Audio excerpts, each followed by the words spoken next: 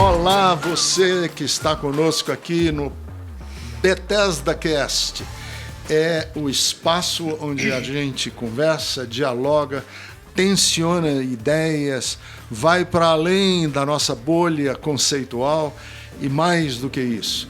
É um espaço onde a gente tenta provocar sentimentos, emoções, onde a gente procura ajudar pessoas que estão em busca de sentimentos que sejam minimamente animadores em tempos tão difíceis. Nós temos hoje o privilégio de ter aqui uma convidada muito especial e eu vou convidar a doutora Silvia Gerusa que a apresente para nós, para a gente poder recebê-la e começar a nossa conversa. Eu quero apresentar a pastora Fátima também, que está com a gente hoje, que é pastora com a gente na Igreja Bethesda, e o grande prazer, e a gente quer te agradecer de antemão, Sueli, por ter aceito o nosso convite, a doutora Sueli Marino, ela é terapeuta familiar e de casal, e eu tive o privilégio de estudar com ela na PUC, na nossa especialização, né, em terapia sistêmica, e a Sueli também tem mestrado e doutorado na PUC. O mestrado foi em psicologia clínica, né, Sueli? Depois eu quero... Isso. E o doutorado foi em psicologia clínica. Social. Também. Social. E tudo pela PUC. E a Sueli, eu queria que você se apresentasse, Sueli. A gente vai bater um papo hoje sobre os dias que nós estamos atravessando e como psicóloga, o que é que está acontecendo com os casais, com as famílias, e como psicóloga que nós temos experimentado, temos tido até uma sobrecarga, né, Sueli? Como que você tem lidado com isso? Como que você tem visto? O que que a gente pode fazer? Vai ser mais ou menos assim o nosso bate-papo. Vou pedir que você se apresente para a nossa turma. Tá. Então, meu nome é Sueli, eu trabalho em consultório, atendendo casais, principalmente casais, mas atendo individualmente e famílias também. Também dou aulas como professora convidada. Atualmente, eu estou dando aula na Unasp, num curso de orientação familiar. E também sou supervisora voluntária do CEAF, que é um lugar, uma instituição sem fins lucrativos que oferece psicoterapia para a população carente. Então, a minha prática profissional, ela vai da clínica e também para aquilo que eu gosto muito de fazer, que é dar aulas, né? Legal. Então, nós temos uma convidada aqui de primeira grandeza. Muito, muito obrigado por atender o nosso convite, disponibilizar um pouco do seu tempo para a gente conversar aqui. Sueli, eu vou fazer a primeira pergunta, meio provocativa. Você, algum dia, na sua juventude, imaginou, sonhou que nós viveríamos um tempo semelhante a esse que estamos vivendo? Olha, primeiramente eu quero agradecer o convite, uma honra estar com vocês, pessoas queridas, e um lugar tão especial quanto esse que vocês estão nos oferecendo. Eu que tenho que agradecer. Olha, sinceramente, respondendo a sua pergunta, eu nunca imaginei em minha vida viver isso. E eu acho que ninguém nessa geração poderia supor, né? Então, é algo que tirou o nosso eixo, né? Saiu o chão que a gente pisa. Mas, passado o susto, como toda mudança, também está trazendo boas reflexões para a nossa vida, né? Tem também uma revisão de valores importante acontecendo. Você está olhando o copo meio cheio. Eu quero olhar agora um pouquinho antes da gente olhar o copo meio cheio, olhar ele meio vazio. Você não acha que a gente está repetindo os mesmos erros e que os aprendizados estão sendo muito pequenos? Porque eu vejo tanto descaso, eu vejo tanto ódio, eu vejo tanta negação. Você não acha que, sei lá, que quer dizer, um trauma desse tamanho deveria provocar em nós reflexões um pouco mais profundas e transformadoras? Acho. E acho que nesse lugar que você nos convida a refletir, eu acho que a gente tem que dimensionar também como a pandemia nos afetou e levar em consideração variáveis sociais. Tá. Tipo, explica melhor. Porque a nossa tendência é pegar as nossas teorias de pessoa e é igual para todo mundo. Não é. Então, quando você está falando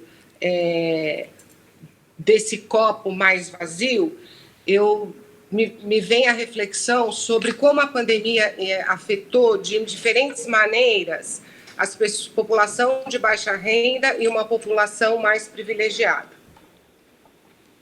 Tá. Que não foi da mesma maneira. Apesar da pandemia ela não afetar, né, não fazer distinção de classe social, cor, gênero e etc., orientação sexual, ela pegou a todos do mesmo jeito, a maneira com que você atravessa essa tempestade é muito diferente, né? Tem pessoas que quase não sentiram o impacto nas suas vidas, tem pessoas que estão atravessando a tempestade numa boia, outras estão num belo iate. Então, sem contar que a gente não tem políticas públicas apropriadas, né, para lidar com essa questão, para nos apoiar. Então, se eu pego e olho para uma população mais vulnerável, eu vou ver que a pandemia as afetou em relação à sobrevivência. Não tem sentido eu questionar para essa realidade questões como privacidade, por exemplo, porque isso não é o mais importante. A população carente, a população de baixa renda, ela está precisando lutar pela sobrevivência. Eu estou falando de alimentação e estou falando de moradia. Então, isso é o mais importante. Numa classe média, alta, as questões de como a pandemia afetou os casamentos diz mais respeito à invasão de privacidade, instabilidade emocional, perspectiva de futuro. Então, são populações diferentes. Mas, claro, o negacionismo, a falta de política pública, toda essa polêmica em torno da vacina, isso não nos ajuda em nada. Mas eu não posso olhar e também não ver como as pessoas também, elas desenvolvem a sua resiliência, a força dessas pessoas. E quando eu olho o copo cheio, eu estou olhando para a coragem e a capacidade que cada um de nós brasileiros tem de acordar todos os dias e sair à luta, independente do desamparo social que vivem. É verdade. Não, isso aí é notório, né? Como que uma situação dramática, grave e aguda de sofrimento não foi suficiente ainda para inibir essa força de ir para a luta, de sobreviver. Quando eu falo do copo meio cheio, é porque eu moro na redondeza de uma favela. E eu fico, às vezes, aturdido, porque me toca de perto pensar assim, esse pessoal aqui, num caso de espalhar essa pandemia assim de uma forma brutal nessa comunidade, eles são os mais vulneráveis, são os que não têm aonde correr. Então, eles deveriam ou precisariam ter uma consciência ou pessoal ou comunitária de proteção.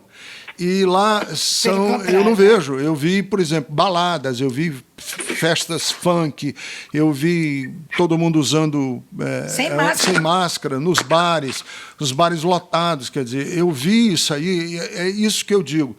E vejo, por outro lado, os anti-vacinas, que são predominantemente os que estão na classe mais alta, mais Quer dizer, então você tem nos dois polos sociais atitudes muito semelhantes de descaso, de desdém. Quer dizer, quem é o público que vai para a porta de um estádio de futebol torcer do lado de fora, o jogo está acontecendo do lado de dentro, e eles estão na praça do lado de fora, todo mundo sem máscara, comendo churrasquinho, que é uma atitude de negação, e você tem no Jurerê Internacional uma festa chique, que todo mundo chegou de barco, e que também está com a mesma atitude, entende? É isso que eu digo. Parece que eu vejo nos dois polos sociais comportamentos muito parecidos e muito semelhantes, de negação, de desdém, de indiferença a uma coisa tão letal.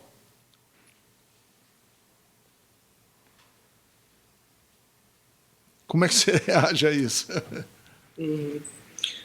Mas dentro dessas comunidades, eu estou pensando que a gente não pode generalizar. Existem esses polos, mas também existem núcleos dentro da favela, e existe o quê? Uma mutuajuda.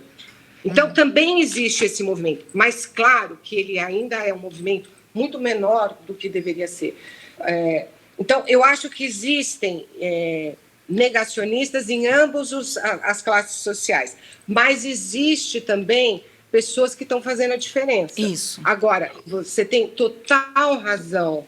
É muito revoltante você ver pessoas se organizando ou achando ruim porque não vai ter carnaval. Ou você olha reportagem nas praias e aquelas praias lotadas e a gente que perdeu amigos, que acompanha famílias, numa coisa tão difícil. Né? É revoltante mesmo. Ô, Sueli, eu queria, continuando nessa mesma temática, que você pudesse falar um pouco para a gente como é que você tem visto os problemas que os casais têm enfrentado nessa pandemia. Nós temos notícias, né, de que eu pessoalmente, né, muitos casais têm se divorciado. Eu pessoalmente tenho visto muito problema nos casamentos por causa, talvez, da pandemia, mas acirrados pela pandemia, e as estatísticas de que o número de divórcios teve um crescimento rampante. Tem quase que dobrado o número de divórcios nesta pandemia. Como é que você tem visto isso como terapeuta de casal? Eu tenho muita procura, atualmente, de terapia de casal, mais até que individual. Uhum. E eu percebo isso que você está falando, né? Esse aumento de divórcios. As pessoas chegam aqui muito debilitadas, mas quando a gente começa a conversar, não me parece que elas tenham novos problemas. Uhum. A pandemia acentuou aquilo que elas não tinham coragem de olhar, pelo menos para essa população que eu atendo. São velhos problemas intensificados, amplificados por esse contexto que estamos vivendo. E aí, tudo aquilo que antes a gente dava aquela escapadinha, e até às vezes a gente recomendava, né, Silvia, como terapeuta de casal, a gente sempre recomendou, tem o dia do casal, saiam, né? Vamos jantar fora, vão para o cinema, que era uma maneira da gente propor para as pessoas aliviarem um pouco o estresse. Então, o isolamento social, o confinamento, ele tira isso da gente. Nós temos que ficar 24 horas no mesmo lugar, convivendo com aquela pessoa, junto com cachorro, gato, papagaio, filhos, criança. E também não é só isso, né? Um outro movimento que interfere na vida do casal é que o trabalho online invadiu a privacidade das famílias. Porque antes você acabava o seu dia de trabalho, mesmo que fosse de manhã até as 8 horas da noite, mas você fechava o computador, guardava as suas coisas, você vinha para casa. Então, você vinha desacelerando e se preparando para entrar na intimidade do seu lar. Hoje isso nos foi tirado. Então, muitos conflitos também chegam pela carga excessiva de trabalho. Então, 10, 11 horas da noite, meia-noite, tem pessoal respondendo e-mail. Verdade. Coisa que você não via antes. Então, isso faz com que o casal não tenha mais aquele espaço dialógico. Ele está sempre invadido, quer seja pela educação e cuidado dos filhos, quer seja pelo trabalho e quer seja pelos conflitos mesmo da relação, né? É isso mesmo. Desculpa, pode falar. Não, eu ia te perguntar se eu respondi, esqueci alguma coisa. Não, respondeu. Eu tenho observado isso aí também, que o marido e a mulher, eles iam trabalhar. Então, eles não ficavam tanto tempo juntos. Iam trabalhar fora. Não ficavam tanto tempo juntos. E uma outra coisa também que tem... Agora, eles estão ficando, o que a Sueli falou, 24 horas juntos. E aí, quem é que vai cuidar das crianças que também estão em casa, online, aulas online, que os pais... Não adianta, os pais precisam dar essa atenção que não precisavam antes. Então, são 5 horas que as crianças passavam na escola e que eles estavam trabalhando. Agora, os dois estão trabalhando e os filhos estão em casa precisando de um dos dois. Quem é que vai ficar com os filhos? Né? Uma coisa muito que eu tenho visto muito, o desacerto entre os casais, por exemplo. Muitos casais de classe média ficaram sem que a secretária do lar fosse trabalhar para eles. Muitos tiveram que se desdobrar também para fazer as tarefas caseiras. Lavar, passar, etc, etc. Lá em casa a gente não passou, né, Rick? A gente lavava, aí a gente tirava não estava saindo de casa, a gente tirava do varal e dobrava bem bonitinho e colocava na gaveta. Depois os infectologistas disseram, olha, é bom passar para poder matar o vírus com ferro. A gente dizia, a gente não saiu de casa para Então lá em casa Sem contar que a gente lavava laranja, né? Lembra? Nossa. Lavava fruta, lavava tudo. Não, eu ainda lavo, viu, gente? Eu só quero avisar para vocês. Eu quero dizer para vocês que eu estou pior ainda, porque eu fui passar as férias lá na casa da minha irmã, que é médica e pesquisadora. Ela disse, Silvia, essa nova variante, ela fica na pele 21 horas. Pronto, aí ela disse, chegou é o seguinte, tira a roupa, põe no lugar onde tem sol e não é para colocar no saco de roupa suja no dia que chegou da rua. E vai direto pro banheiro. Aí eu voltei das férias, Sueli, mais neurótica do que antes. E ela disse, e outra coisa, continua desinfectando, porque essa nova variante, para o pessoal saber, porque vai ouvir depois que passar a pandemia, que se chama Ômicron, ela fica em plástico 21 dias.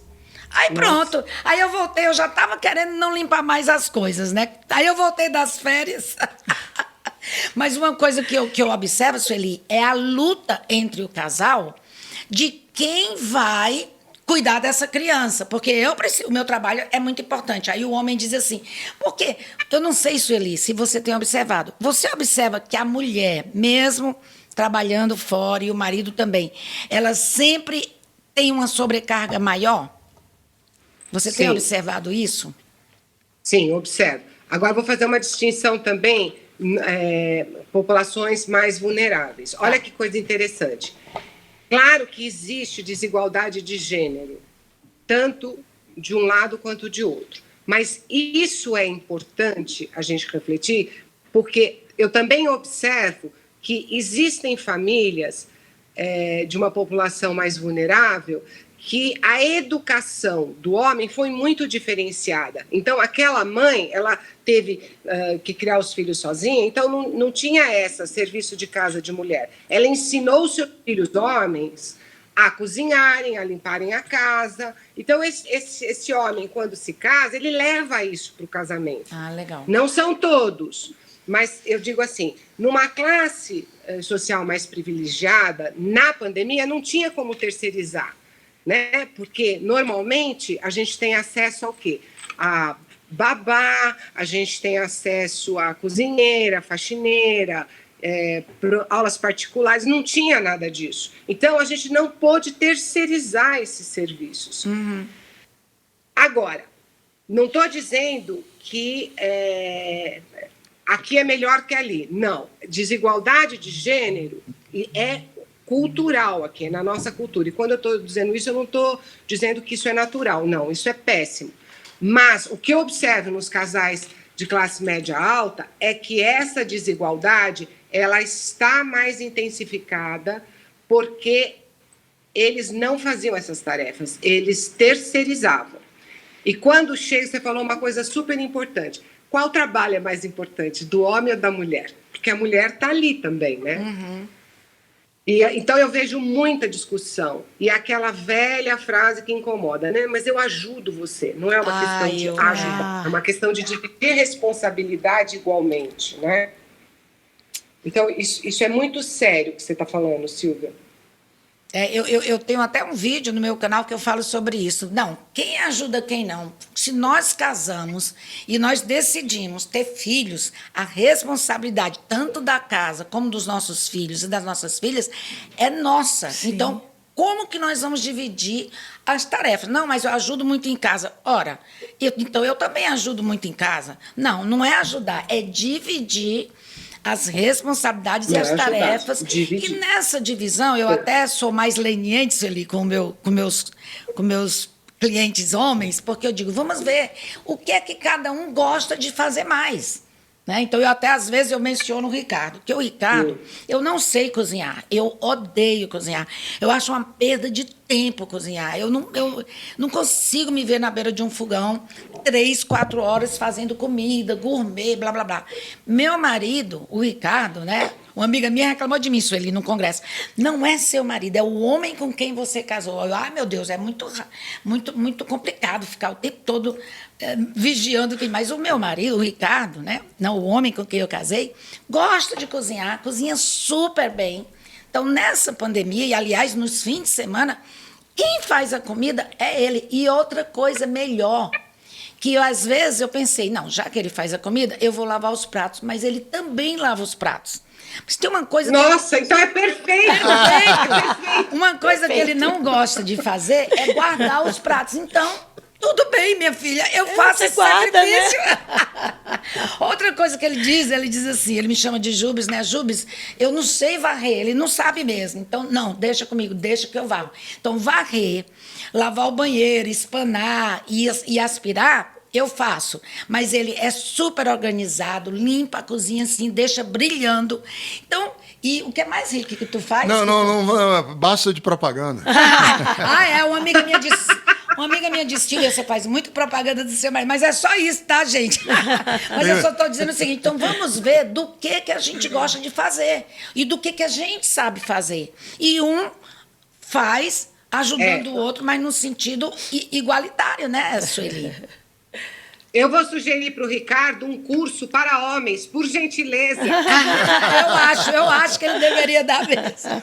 Sueli, é propaganda, é mais propaganda porque ela me ama. Não, Sueli. Olha, eu sou muito grata a ele, gente, porque ele quebra meu... Quando eu estava em Princeton, que ele vinha passar 1 mês e meio aqui no Brasil, eu emagreci pra caramba, porque eu comia um iogurte e uma maçã à noite, que eu não sabia cozinhar, e também a gente não tinha dinheiro para eu pedir comida, né? Então, eu emagreci, foi ótimo isso para mim. Agora, deixa eu te perguntar, Su, você fez... agora eu não vou me lembrar se foi o mestrado ou foi o doutorado. Foi o doutorado que você fez sobre erotismo ou foi o mestrado? Não, na verdade foi sobre intimidade, foi no mestrado. E no doutorado eu trabalhei com espaço público e privado. Ah, tá. Então, aí eu queria te perguntar... com intimidade, a noção de intimidade. Tá. Aí, mas de qualquer maneira, a gente já fez curso juntas sobre sexualidade, né? De sexualidade. Sim. Você lida muito com isso. Sueli, como você tem observado a vida sexual do casal? Ou você observou alguma diferença nessa pandemia que trouxe problemas para dentro do casamento? Vida sexual inexistente. A gente tinha a ideia, né, de que, como ia ficar todo mundo em casa, a ideia, a expectativa é que as pessoas estariam, né, fazendo muito sexo. Ao contrário, essa convivência intensa matou o erotismo. Né? Então, os casais não... Às vezes tá cada um numa ponta do sofá. Nem próximos eles estão sentando mais. Então, eu acho que abalou muito. Mas tem toda uma questão, né? Porque tem a própria... tem o medo de se contaminar, você não sabia muito o que fazer, qualquer espirro você já fica tensa, né? Mas essas coisinhas do dia a dia, onde um está se sentindo mais sobrecarregado que o outro, essa intensa carga de trabalho e gera nos casais uma agressividade acentuada. E outra coisa que eu observei muito é o aumento do consumo de álcool em homens e mulheres. Mas você diz o consumo social ou consumo mesmo? Dentro de casa. Então, aquela coisa para relaxar, vamos abrir um vinhozinho para relaxar, aquilo foi aumentando aos poucos. Então, eu estou vendo muitos casais que estão com muita dificuldade, né? Porque você vai perdendo a noção, né? Até onde, o limite, até onde eu devo ir. E o uso excessivo de álcool também afeta na sexualidade, né? Sim, claro. Claro. Agora, assim, eu quero, já que você trabalha essa questão mais do social também, Sueli, você percebe algum movimento para além da ideologia dessa coisa anti-vacina? Por exemplo, eu não sei se eu estou sabendo formular bem a pergunta, mas é porque eu penso que é uma coisa tão fora do aceitável que, de repente, uma questão que sempre foi líquida e certa, vacinar os nossos filhos contra poliomielite, contra sarampo, vacinar contra catapora, varíola, que nos vacinamos quando éramos crianças. Acho que não tem um brasileiro que não tenha uma cicatriz no braço. E, de repente, isso tudo se tornou uma batalha política, ideológica. Os anti-vacinas são os conservadores, os pró-vacinas são de esquerda, e você é a favor da vacina. E agora nós tivemos o caso do Djokovic lá na Austrália, que perdeu a possibilidade de colocar o nome na história e de ganhar milhões de dólares por causa, né, de uma estupidez. Eu não vou me vacinar. Quer dizer, além... Eu imagino não, eu sei que existe um projeto ideológico, político por detrás disso. Mas por que é que, psicologicamente, tantas pessoas aderem a esse tipo de coisa? Boa. Pergunta do século, né, Ricardo? Eu também não entendo, não, porque... É muito difícil para mim atender pessoas negacionistas. Eu acho que eu tenho uma escuta muito crítica. Então, eu tenho que... Quando eu estou diante de uma pessoa negacionista, porque eu atendi pessoas que se recusaram a se vacinar. Foi muito difícil lidar, e nem sei se eu ajudei, porque é tão revoltante. É tão revoltante. Num papel mais disponível. Né? Porque isso, para mim, é uma questão, não é uma decisão pessoal. Você não tem o direito essa não é uma decisão tua. Isso é uma questão de cidadania. E eu acho que falta nas pessoas essa consciência do respeito ao outro. Por exemplo, na minha clínica, eu estou trabalhando presencial e online. Para ser presencial, a pessoa tem que estar com as 2 doses da vacina, no mínimo. Se não tiver, eu não atendo presencial. Se quiser fazer terapia comigo, vai ser online. E mesmo assim, a gente vai ver se o nosso é possível, né, construir vínculo. Porque eu tenho pessoas que se recusaram a... Já atendi, né? Que se recusaram a tomar vacina e perdeu um parente próximo. E ainda assim, Isso não foi suficiente para mudar a atitude. Então, por isso que eu acho que a gente tem que ter muito cuidado ao falar e sempre estar refletindo nessa interseccionalidade que diz respeito à classe social, à desigualdade de gênero, à desigualdade em relação às questões raciais. Porque isso faz com que a gente desenvolva um pensamento crítico. Então, respondendo à sua pergunta, eu acho que isso é falta de cidadania. Uhum. Mas, sabe, eu sei, eu também concordo com você, mas eu não sei nem se eu estou fazendo uma pergunta ou se eu estou... Psicologicamente, né? Não, se eu estou desabafando, porque eu fico... desabafando não, eu estou colocando aqui a minha perplexidade, a minha dúvida, porque é que em países que têm um nível de desenvolvimento maior, de cidadania, de escolaridade...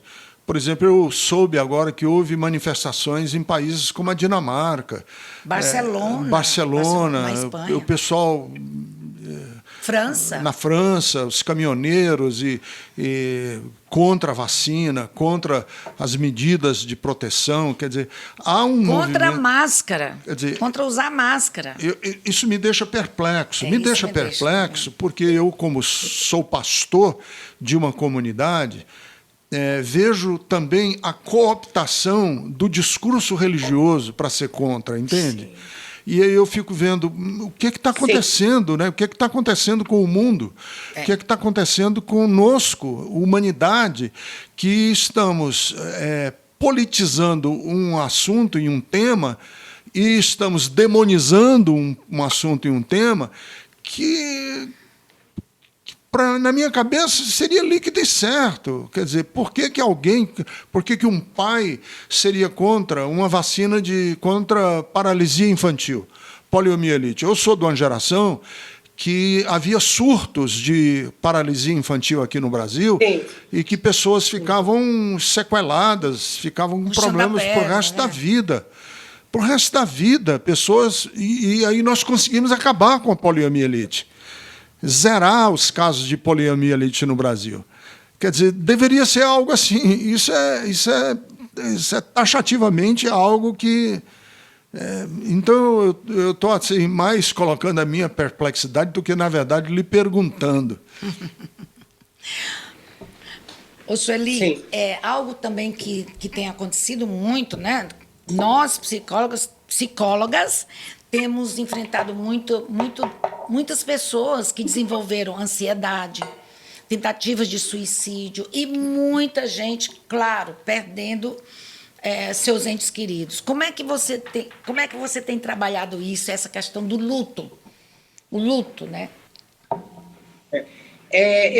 Na minha clínica não apareceu muito tentativa de suicídio. Apareceu mais o impacto do luto na família, né? Pessoas que perderam entes queridos.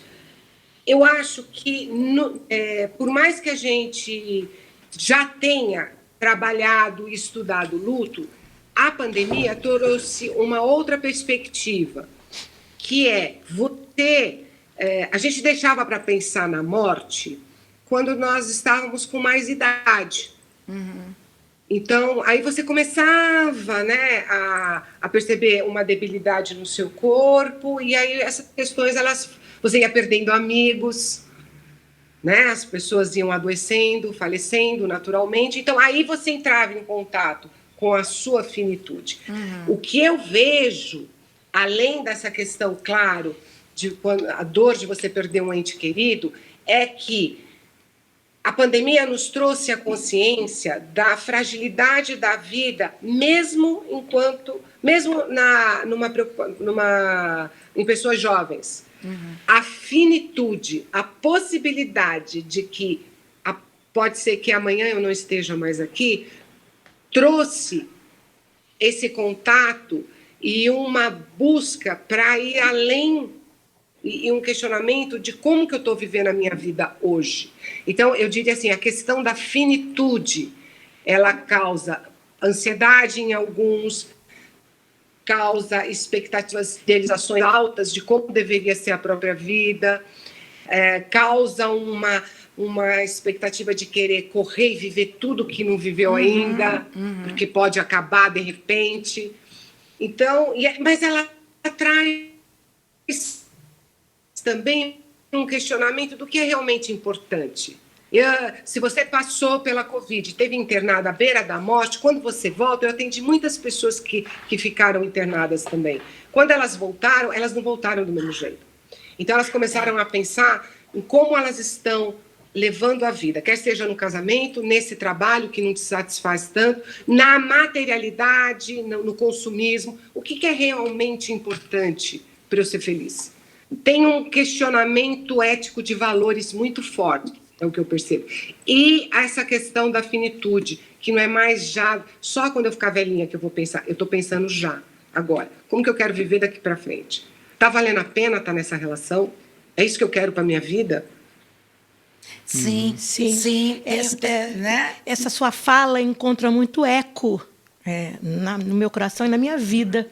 Porque eu me lembro bem que, quando começou a pandemia, ela estava lá na China, né? Os primeiros casos, e muito, muito distante, né, de nós. E eu ainda tinha uma família razoavelmente grande, ainda tinha membros ainda, né?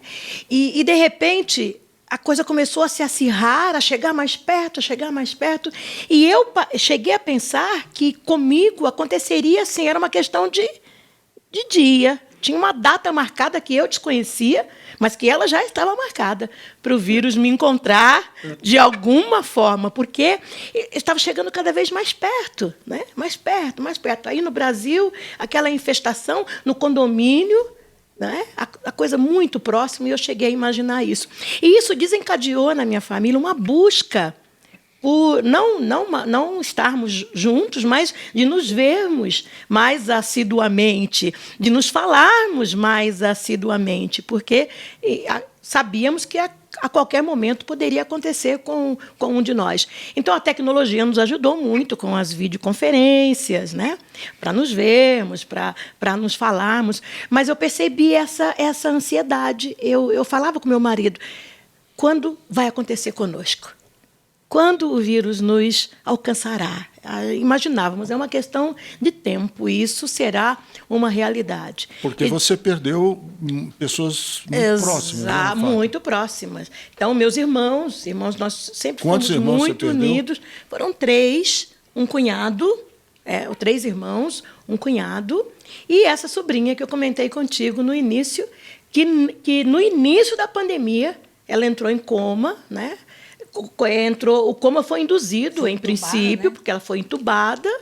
Os rins paralisaram. Ela tem, até hoje, está ligada à máquina de diálise e não retorna do coma. Há 2 anos, né? Há 2 anos. E ela é a filha de quem? Assim, na verdade, ela é a esposa do meu sobrinho, do meu irmão, que mora no Rio de Janeiro. Ah, tá. Que ele faleceu também um pouco antes da pandemia. E um caso estranho, os médicos não conseguem entender, diagnosticar por quê. Mas ela não volta do coma. Então, isso está na família, essa dor. Né? Ela tem um filho que agora está com 10 anos, e é uma situação assim muito, muito dolorida. E no nosso caso, né, nós éramos 18 irmãos, e estamos reduzidos agora a 3. Eu, mais uma irmã aqui em São Paulo e uma que ficou no interior. Então, o trabalhar dessas perdas tem sido intenso demais na minha vida. E, assim, super, hiper complicado, né? Você olhar, de repente, para uma família que era tão grande e não ter mais ninguém. Os pais sofrem a tal síndrome do ninho vazio, né? Quando os filhos vão se perdendo. E os que se perdem irmãos? Qual o nome técnico, psicológico para isso? Mas eu olho para a minha estrutura familiar e não tem mais. Não tem mais. Eu tenho uma irmã agora com 84 anos. E que a gente também, né, cerca de cuidados, de carinho, para desfrutarmos o máximo possível da presença dela, mas já com essa consciência da nossa finitude. A qualquer momento, essa também poderá partir. Né? Sim. Joia, nisso que você está falando, eu vou aqui fazer uma observação da importância do trabalho de vocês. Porque nisso tudo também, o que eu vejo é a busca para desenvolver a espiritualidade. A religiosidade foi também uma coisa que eu estou observando muito enquanto busca das pessoas que eu atendo. Não importa a que religião seguir, mas eu estou vendo uma reflexão de que tem que existir algo além disso. Sim. Que eu vejo como muito positivo e super importante o papel de vocês, né? Porque não sei que nome dá, mas assim, essa frequência, né, desses encontros que você faz, a oração, isso traz um centramento, traz um acolhimento para a alma, né? Então, eu também quero aqui dizer que vocês são tão importantes quanto qualquer outro profissional de saúde, porque vocês cuidam da saúde espiritual das pessoas. Sim. Verdade, verdade. Ô, Sueli, última coisa, como é que a gente pode trabalhar? Aí eu quero falar, não nós, as técnicas ou as profissionais, mas a pessoa que perdeu um ente querido, como é que pode trabalhar essa dor? Porque precisa elaborar esse luto, né, Sueli? Porque as pessoas quando elas perdem alguém, elas ficam muito tristes, mas elas dizem assim, eu não quero ver ninguém, eu não quero conversar com ninguém, eu não quero... Mas existe a necessidade de você trabalhar esse luto. Quais alguns passos que, inclusive, aquele curso que eu fiz com a From Wash, tu também estavas, né? Que é a terapia do luto. Quais os passos que, assim, bem superficialmente, a gente poderia falar que as pessoas podem tomar para elaborar esse luto? Olha, eu sou uma pessoa que passou muitos lutos. Não passei assim, não foi a pandemia que me trouxe essas perdas, mas ao longo da minha vida. Então, eu falo de um lugar de quem sabe o que é ficar sozinha no mundo.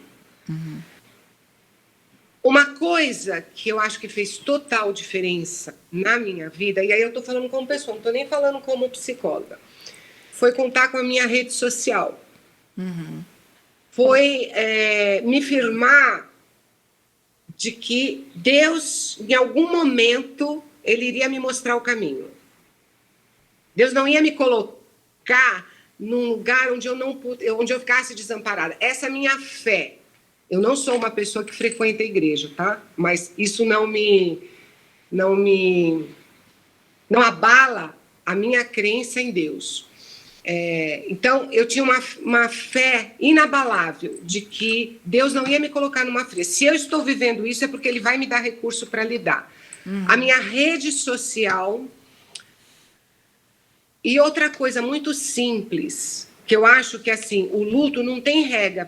Eu acho que eu não elaborei meus lutos, eu aprendi a conviver com eles. E durante muitos anos na minha vida, onde eu me apoiei, foi olhar as fotos. Tem algumas pessoas que, o que elas fazem? Elas tiram tudo que lembre aquela pessoa porque elas acham que aquilo as faz sofrer. Pode ser que faça mesmo. Mas para mim foi diferente. Saber que eu podia ter um porta-retrato, né? E olhar para o momento bom que eu vivi com aquela pessoa que eu amo, para mim me confortava. Então, durante muitos anos, eu jantei com a foto da minha família ao lado. Durante muitos anos, eu precisava, aos domingos, ir até o cemitério e ficar algumas horas lá. Então, eu fui, ao longo da vida, desenvolvendo certos rituais que me faziam não me sentir sozinha. Então, eu acho que você precisa buscar ajuda profissional, porque muitas vezes não dá para você lidar sozinho. Sozinha. Tem ajuda profissional, tem a ajuda de medicamentos, mas também tem coisas que você pode fazer por você. Desenvolva o ritual, aprenda a viver, a sentir a presença daquela pessoa tão querida para você, através dos momentos que você... A lembrança na sua memória, em que ela estava ao seu lado e que fez toda a diferença, fez diferença na minha vida. Agora, eu não tenho receita pronta. Isso que eu poderia dizer da minha experiência pessoal. Muito bom, muito Mas bom. muito bom, muito muito bom. bom. Ó, Sueli, nós vamos caminhando para o fim, mas com muita, muita gratidão por você disponibilizar do seu tempo, do seu carinho, de você expor um pouco da sua própria experiência de vida aqui com a gente e nos ajudar a criar essa rede. Você agora faz parte dessa rede de ajuda, porque... Muito bom. Não, porque a gente realmente precisa. Eu tenho cunhado aqui criei uma frase aqui, uma hashtag, né, uma vinheta, que é permutar esperanças. Vamos permutar as nossas esperanças. O que é que significa isso? Que quando você estiver para baixo, eu ajudo você. Mas quando eu estiver para baixo, eu vou precisar da sua ajuda. E assim nós vamos reversando e permutando as nossas esperanças, um passo de cada vez, um dia de cada vez, e seguindo, procurando criar esses espaços de afeto, de acolhimento, de ternura, de gentileza, que estão tão escassos nos dias que vivemos hoje. Muito obrigado. Verdade. Silvinha. Eu que agradeço, gente. Agradeço muito pelo convite, por usufruir da companhia de vocês. Bom, Ricardo, fica a dica, hein? Estou esperando o curso de homens. Vou encaminhar não, é verdade, vamos fazer. Menos. Não, para de ser humilde. Ô, Sueli, muito obrigada. O nome da nossa psicóloga que a gente acabou de entrevistar é Sueli Marino. Ela tem... Sueli, fala das tuas redes sociais na internet para que as pessoas possam te seguir. Ela é muito querida, eu te sigo em tudo. Eu vou decepcionar. Sabe por quê? Porque eu sou péssima em rede social. É nada. Eu tenho lá, de vez em quando eu posto, tá? É Sueli_Marino no Instagram. Mas, olha, às vezes eu posto, eu ainda preciso me trabalhar muito. Você parou, Su, porque você dava tanta dica legal de seriado. Toda vida que eu e o Ricardo a gente quer assistir alguma coisa, a gente vai no teu Instagram. Pois é. Tem umas frases, né? Eu gostava Não, você fala dos filmes, de seriados. Eu estou, vamos dizer assim, me redescobrindo na rede social. Ah, tá bom. Então é Sueli_Marino. Marino. Pronto, porque quem quiser entrar em contato com a Sueli, algum casal que esteja, casal, família individual, a Sueli é terapeuta familiar sistêmica, terapeuta sistêmica familiar e de casal e individual. Aliás, nós temos duas aqui na mesa, né? Sim. Por isso que eu andei com tanto cuidado aqui, pisando em ovos, porque a doutora Silvinha Geruza aqui é especialista em casais. Você também. E eu e a Fátima ficamos aqui mais nessa posição de ouvintes, sorvendo o que estava com fluindo. todo cuidado para não dar nenhuma dica. Aí acabei saindo como herói, que não é verdade.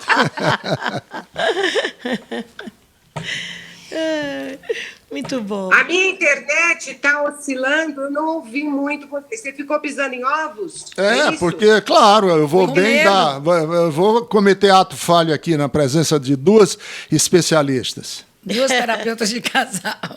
Mas a gente é misericordiosa. Não. Imagina. Su, muito obrigada. Muito viu? obrigado. Deus abençoe o seu trabalho. Que isso. Nós estamos todos juntos e aprendi muito com vocês. Ótimo. Obrigada. Um beijo, viu? Beijo. Encerramos aqui, portanto, mais um Bethesda Cast e ficamos muito honrados em saber que você acompanhou essa nossa conversa. Lembre-se, vacine. Vacina não é do diabo, vacina não é comunista, vacina não é chinesa, vacina é o recurso que nós temos agora para evitar tantas mortes desnecessárias. Existem mortes que não precisariam acontecer. E se você se vacinar, se você tomar cuidado, usar máscaras, limpar as mãos, tomar todo o cuidado dos protocolos que a gente já conhece, você vai evitar tragédias, lágrimas e muito sofrimento. Um beijo no coração de todos. A gente fica por aqui com o Bethesda Cast. Até a próxima. Um beijo. Beijo.